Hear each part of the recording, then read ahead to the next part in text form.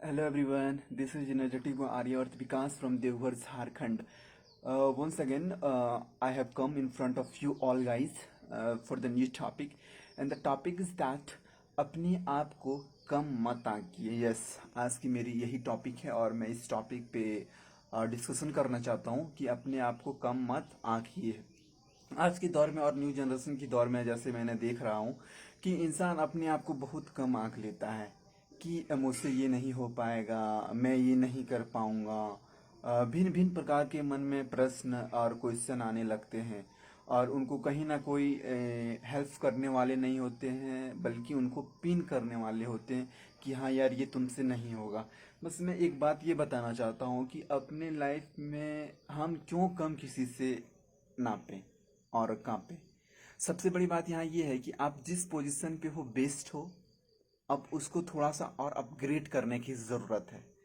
Suppose that an example तौर पे मैं समझाता हूँ और कहना चाहता हूँ. एक मैंने फूल का वृक्ष लगाया, ठीक है, लगाया. तो मैं अगर उसमें पानी देता रहूँगा और उसका मैं सेवा करता रहूँगा, तो आप क्या समझ सकते हैं और आप क्या समझते हैं कि वो एक दिन फूल नहीं फूलेगा वो पौधे से? क्या वो एक दिन बड़े नहीं होगा? बिल्कुल होगा. लेकिन हाँ, it will take too much time. वो समय ले ले, 1 साल ले ले, 2 साल ले ले, 3 साल ले ले, इवन 4 साल ले ले, लेकिन फूल तो उनको देना है ही. At any cost, 110% guaranteed. वो तो मरेगा नहीं. क्यों? क्योंकि मैंने उनको सेवा दे रहा हूँ, उनका रक्षा कर रहा हूँ, उनको देख रहा हूँ, उनको पानी दे रहा हूँ, उनको भिन्न भिन्न प्रकार का मटेरियल दे रहा हूँ जो कि उनको ज़रूरत होती है जीने के लिए.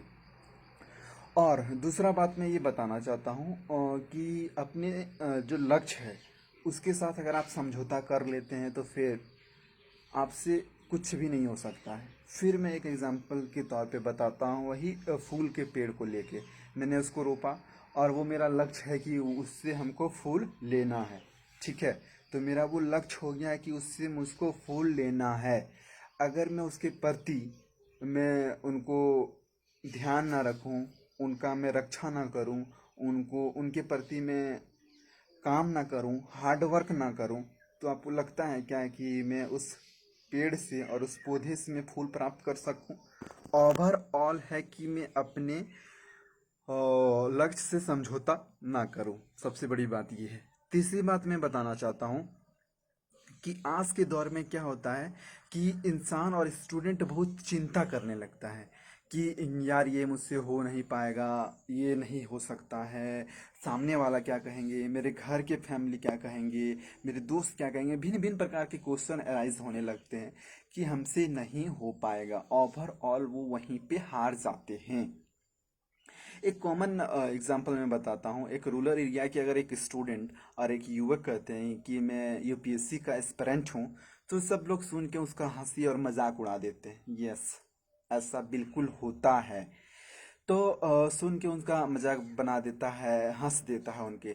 लेकिन एक दिन के बाद, कुछ समय के बाद, जब वो रियली में एक यूपीएससी का एस्पिरेंट कहलाते हैं और एक आईएएस ऑफिसर बन जाते हैं, तो फिर उसी को आम इंसान सैल्यूट करते हैं.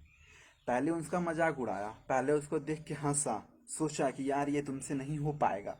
उनको मोटिवेट ना करने के बावजूद उनको डीमोटिवेट किया. अनटिल और still when they got the post of IAS officer, they began to salute them. Why?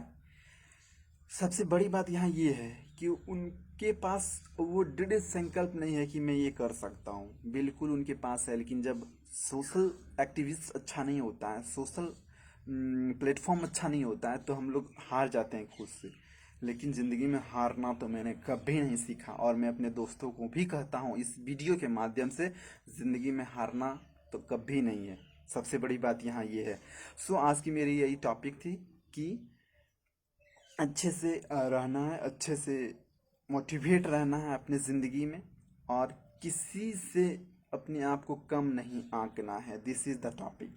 कभी कम नहीं आंकना है. I am unique and I do everything else.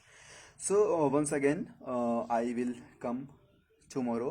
So let's bye bye and हर हर महादेव.